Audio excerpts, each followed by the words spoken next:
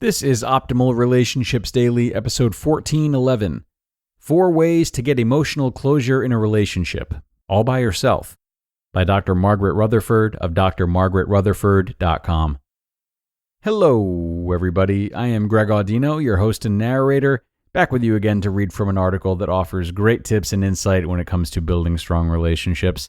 Helping us with that today is Dr. Margaret Rutherford, who we love reading from and who has yet another post for us, this one about how to get emotional closure all by ourselves.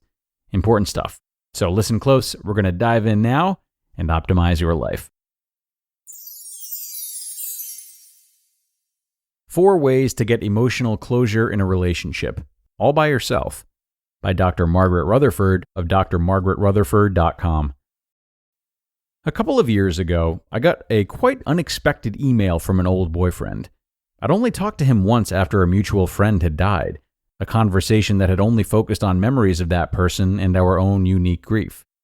He told me about something I said when we were both in college, about what I had learned was the best way to wash dishes. He laughingly said that he remembered that domestic advice from time to time when he was performing the dreaded chore. The email ended with a sweet sentence about gratitude for our relationship. I teared up when I read it.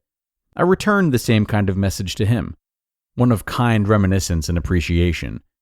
Of all the relationships I've had in my life, I can think of only 2 others that ended with that kind of respect.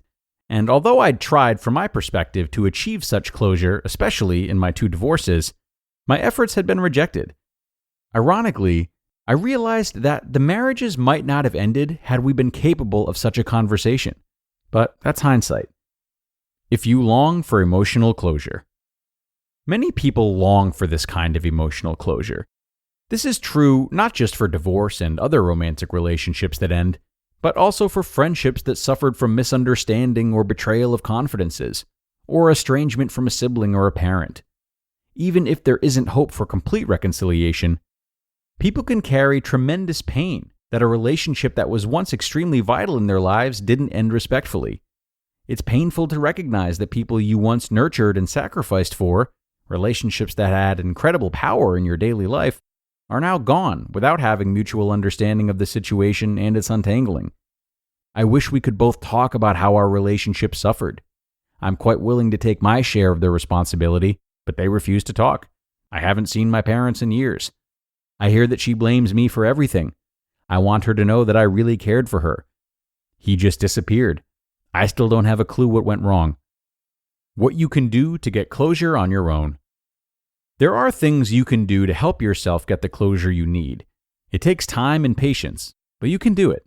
Here are 4 ways to help you get emotional closure for yourself. Number 1, realize that not everyone has the willingness to take responsibility for themselves. Often the conversation you can imagine having is just that.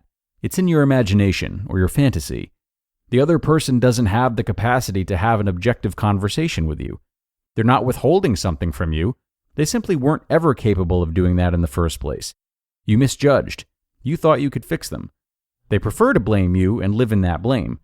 Maybe they're a narcissist and can't fathom their own culpability. There's simply no way they're going to sit down with you and rationally and reasonably talk about the issues that ate away at your relationship. You're only in control of half of that discussion. Trying to force won't work, and you simply need to grieve on your own.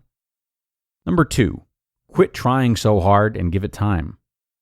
If someone is blaming and even vicious towards you, your attempts at fixing it by trying to change their mind is probably only fueling the flame. Your own anxiety will stay ramped up, and you're feeding their antagonistic impulses with your attention, even though you're attempting to do the opposite. Give it time and give them some space. Maybe a cooling off period is needed for them to realize that their anger isn't entirely founded. Maybe you'll get closure. Maybe you won't. Trust that you can live with both. Number 3, maintain your own integrity. This lack of closure is especially hard if the 2 of you have children together, and will be amplified if your ex has an agenda to disparage you in front of the kids or maintain a blaming stance. You worry how your kids will handle that. Or is there a way to mitigate any damage done by your ex? If it's a friendship or a familial relationship that's deteriorated, it can feel awkward to maintain other shared relationships. You may choose to let some go, as others may feel the need to take sides. The loss of the bond can alter the dynamics of the larger friend group or family situation. You may have to set a boundary. You can grow to trust that who you are will shine through. Be mindful of your own integrity and don't be controlled by what your ex is doing or saying.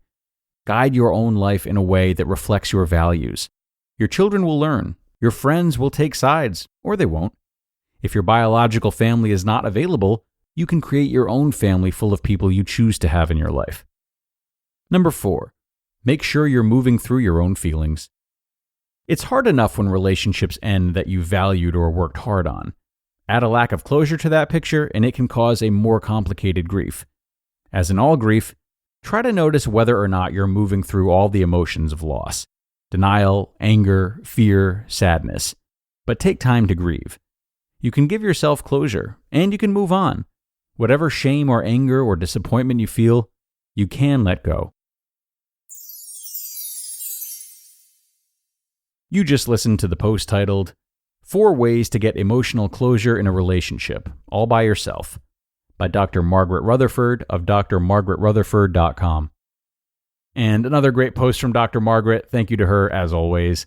Such an important post, which to me really boils down to trusting oneself, as she alluded to at one point.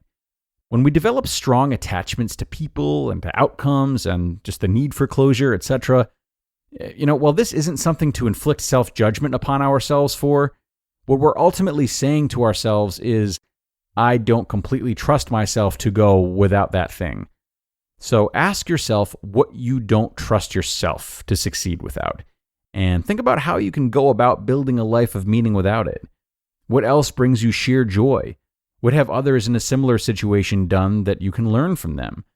These might be questions to help you along this process as you try on for size these images of a life with more confidence and more balanced sources of love and meaning. And as you acknowledge these other resources and start to draw from them, you build a lot of inner strength and prove to yourself that there are ways for you to adapt, ways that are well within your reach. Okay, my friends, that's going to be it for today. Thank you for coming and listening until the end. Enjoy this Tuesday summer night, and I will talk to you again tomorrow in episode 1412. That's where your optimal life awaits.